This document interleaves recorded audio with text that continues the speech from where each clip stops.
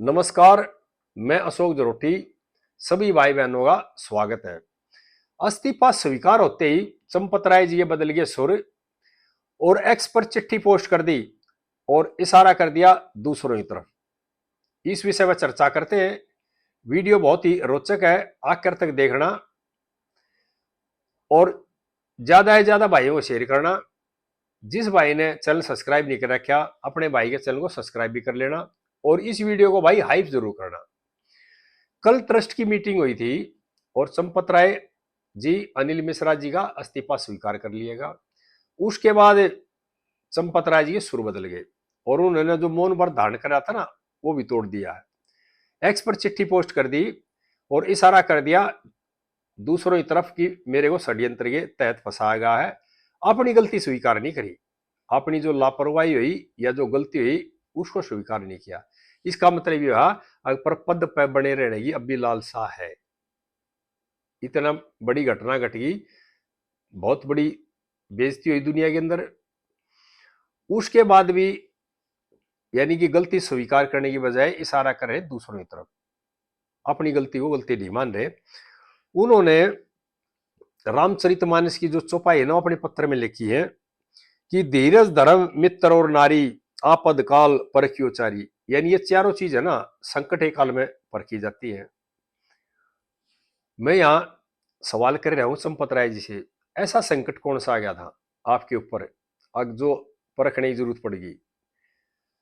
देश के करीब 125 करोड़ लोगों ने जिम्मेदारी दी थी आपको निभाने की और एक तरह से ताज दिया था राम मंदिर में बैठने का। एक राजा वाली कुर्सी आपको सौंपी थी, एक बहुत बड़ी जिम्मेदारी दी थी। ना तो आप गरीब थे, ना आप बीमार थे, ना आप बूढ़े थे, ना आप रोगी थे।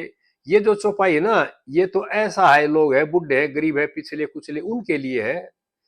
जब देश के 125 करोड़ लोगों ने आपको इतनी बड़ी जिम्मेदारी सौंप दी थी, आप सुविधा ले रहे थे, बड़ी बड़ी गाड़ियां का इस्तेमाल कर रहे थे, ट्रस्ट की जो सुविधा थी उनका फायदा उठा रहे थे।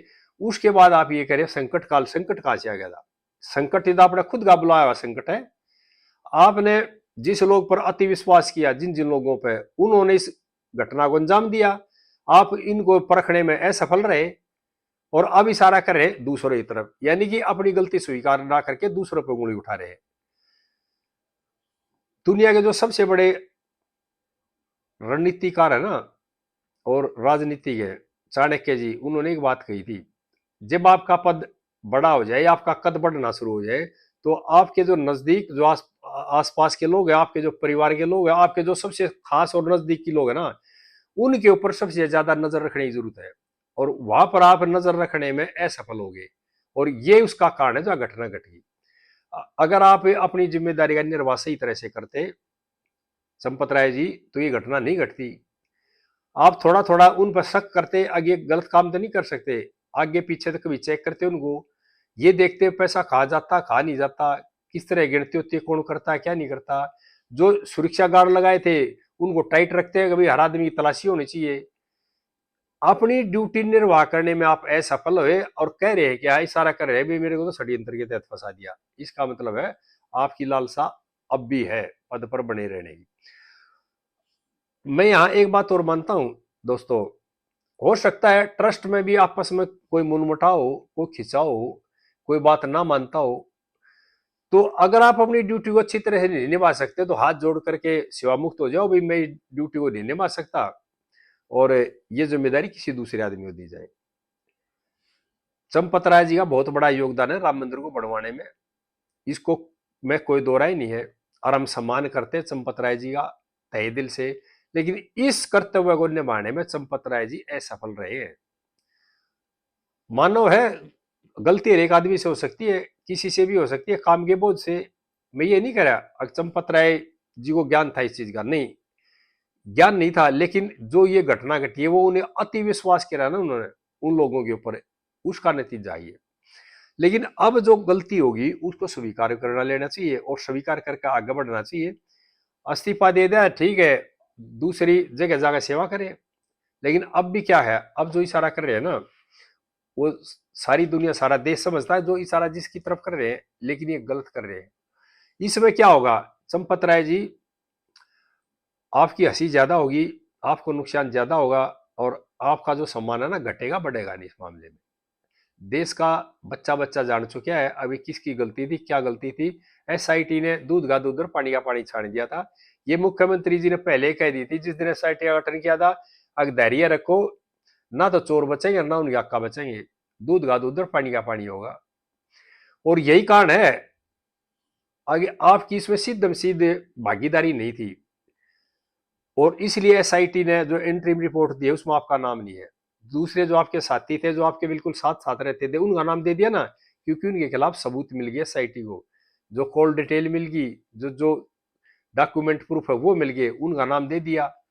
आपका इसलिए नहीं दिया, आपकी नीयत तो साफ थी, आपकी नीयत पे इतना भी शक नहीं किया जा सकता, लेकिन आपकी जो लापरवाही कह लो या अहंकार कह लो, कई बार अहंकार में भी लापरवाही हो जाती है। आदमी का जब बड़ा पद हो जाए ना तो उस पद के अहंकार में रहता आदमी और जो छोटी छोटी घटनाएं होती है उनकी तरफ ध्यान नहीं देता और यही नतीजा ये इस तरह घटनाएं घट जाती है। यहां पर मैं एक बात और कहूंगा, हमारे समाज ने यानी सनातन समाज ने बहुत बड़ी जिम्मेदारी दी भगवान श्री राम के मंदिर में सेवा करने की ट्रस्टियों को। और ट्रस्ट के जो लोग हैं वो पद पे तो आसीन हो गए, लेकिन राम मंदिर में आ गए सेवा नहीं करते, रहते कम से कम भी 2-2 हजार किलोमीटर, हजार किलोमीटर दूर। गोविंद गिरी जो है कोषाध्यक्ष ट्रस्ट के, उन पे भी एक सवाल है। वो कह रहे मैं पूना में रहता हूं, ये जो घटना घटी इसके बाद गोविंद गिरी जी ने बयान दिया भी मैं तो पूना में रहता हूं और मैं अपने जो अकाउंटेंट को भेजता था यहाँ पर और मेरा अकाउंटेंट जो है ना वो ऑडिट करके जाता था यहाँ पे। जो आदमी ट्रस्टी है, ट्रस्ट का कोषाध्यक्ष है, पैसे के लेन देन की टोटल जिम्मेदारी कोषाध्यक्ष की होती है, वो रहता है पुणे में, जब अयोध्या में रहता ही नहीं तो ये जिम्मेदारी उनको नहीं देनी चाहिए और किसी आदमी को मौका देना चाहिए था। कोषाध्यक्ष वो होना चाहिए था जो अयोध्या में रहता हो। ऐसे बहुत भाई है जो सेवा कर रहे हैं, आरएसएस से भी जुड़े हुए हैं, राम मंदिर जो आंदोलन था उससे भी जुड़ रहे थे, उनको जिम्मेदारी दी जाए। जो जो ट्रस्टी है वे लोग वही होने चाहिए जो अयोध्या में रहते हो, उनका निवास अयोध्या में हो, और नहीं तो हफ्ते में 2-3 दिन का टाइम तो जरूर देना चाहिए उन्होंने। लेकिन क्या है, पद ले लिया कोषाध्यक्ष का, रहते पूर्णा में है। और अब ये कह रहे हैं अब मेरी कोई गलती नहीं मैं क्यों इस्तीफा दूं, यानी कि पद की लालसा है, जिम्मेदारी से पल्ला झाड़ो, पद की लालसा रखो। और यही जो चीज है ना, यही कारण है इस घटना को जो अंजाम दिया गया। ये जो लोग हैं जिनको ला करके एंट्री दी गई राम मंदिर में, पैसों की गिनती की जिम्मेदारी दी गई, ये एकदम थोड़े आगे हैं। जिस तरह से सिफारिश की है बता रहे हैं, अनिल मिश्रा जी ने इनकी सिफारिश की है, ये मैं दावा नहीं कर रहा इस चीज का, लेकिन जो मीडिया में चल रहा है और जो एसआईटी रिपोर्ट करी है अभी, और अब तो चंपत राय जी ने भी कह दिया कि जो बैंक के साथ जो समझौता हुआ था उसमें मेरे हस्ताक्षर नहीं अनिल मिश्रा जी के है, यानी कि टोटल जिम्मेदारी सीधे सीधे फिर अनिल मिश्रा जी की थी या चंपत राय जी की गलती है। सबसे बड़े पद पे आप हो, आपको ये नहीं पता अगर बैंक के साथ समझौता हो गया आपने हस्ताक्षर क्यों नहीं किए, अगर आपको बाद में पता लग गया तो समझौते को रद्द क्यों नहीं किया गया, सारे ट्रस्ट की मीटिंग बुलाते बैठाते, अभी ये क्या हो रहा है, क्यों। यही चीज जो है ना प्रश्न चिन्ह लगाती है और देश जानता है इस चीज को, बच्चा बच्चा जानता है। अगर जब आपको जिम्मेदारी सौंप दी गई इसका मतलब आप जिम्मेदारी निभाने में असफल रहे हैं और अब इस्तीफा दे दिया, ये घटना घट गई तो अब उंगली कर रहे दूसरों की तरफ। इससे बात से चंपत राय जी का ना सम्मान घटेगा बढ़ेगा नहीं। दूसरी बात एक और है, जिस तरह से जो चिट्ठी लिखी चंपत राय जी ने एक्स पे पोस्ट किया और जो इशारा कर दिया, जो उनके सबसे खास विश्वास पात्र थे, उनके जो ड्राइवर थे जिन पर ब्लाइंड फेथ था, जिन्होंने इस सारी घटना को अंजाम दिया, उसका जिक्र कहीं नहीं, उसके नाम का एक शब्द नहीं उस चिट्ठी में। इसका मतलब ये भी ना अब भी कुछ न कुछ उसको एक तरह से बचाने की कोशिश की जा रही, नहीं तो गलती करते उसमें लिखते ना अगर भाई मैंने इस आदमी पे विश्वास किया था, इस आदमी ने मुझे धोखा दे दिया और इसके लिए मैं जिम्मेदार हूं, मेरी गलती है। लेकिन नहीं, उस पत्र में एक तरह से ये सारी बातें आ रही है, अभी उंगली दूसरों की तरफ उठ रही है। मैं यहाँ एक और बात करना चाह रहा हूँ, एसआईटी जांच का जब ऐलान हुआ, गठन किया गया, तो योगी जी ने एक बात कही थी, अगर ना तो चोर बचेगा ना चोर के हक्का बचेंगे, दूध का दूध और पानी का पानी होगा भाई। और उसके बाद प्रोग्राम किया था योगी जी ने, और ये कह दिया था भाई इस प्रोग्राम में संपत राय दिखना नहीं चाहिए। और बात भी जायज थी। जब हमारे मुख्यमंत्री जी, हमारे प्रधानमंत्री जी इतना भी स्वार्थ नहीं है अपने लिए, टोटली देश सेवा के लिए काम कर रहे हैं, समाज की सेवा के लिए काम कर रहे हैं, इतना भी उनका अपना खुद का स्वार्थ नहीं है, तो फिर वे क्यों दबेंगे? स्पष्ट कहेंगे जो जो इसमें शामिल है उनको सजा मिलनी चाहिए, जो दंड का प्रावधान है कानून में मिलना चाहिए, और जो जिसकी गलती नहीं है, जो शामिल नहीं है, उन्हें खिलाफ कोई एक्शन नहीं हुआ, एसआईटी की जांच कर दी। और विपक्ष जो ढोल पीट रहा है, जो ड्रामा कर रहा है, सारा कर रहा है, वो कर रहा है अपनी वोटों की राजनीति के लिए। जिस तरह से अब जो राम भक्ति, राम का जो प्यार जाग गया ना, वो टोटली वोटों के, और वो घेरना चाह रहे हैं, सपा और कांग्रेस घेरना चाह रही है योगी जी को। क्यों? उनको पता है योगी जी उत्तर प्रदेश में इतने मजबूत हो गए, अगर उत्तर प्रदेश की जो बीजेपी है ना, उसमें योगी जी दिख रहे हैं, और ये चाह रहे हैं 2027 का चुनाव होगा भी योगी जी को घेरो किसी भी तरह से। लेकिन ये उनकी भूल है, योगी जी घेरने वाले नहीं है, क्योंकि जो आदमी निस्वार्थ सेवा करता है ना, योगी जी संत आदमी, अपना इतना भी स्वार्थ नहीं उनका, निस्वार्थ भाव से सेवा करे, इसलिए जो सनातन है समाज उन पर भरोसा कर रहा है। और योगी जी ने जो बात की थी उस पर भरोसा किया समाज ने, और आगे 27 में भरोसा करेंगे। क्यों? वो निस्वार्थ भाव से सेवा कर रहे हैं। उन्होंने अपने फार्म हाउस नहीं बनाए, उन्होंने अपने गेस्ट हाउस नहीं बनाए, उन्होंने अपने होटल नहीं बनाए, उन्होंने अपने भाई भतीजावाद को नहीं बढ़ाया, परिवारवाद नहीं बढ़ाया।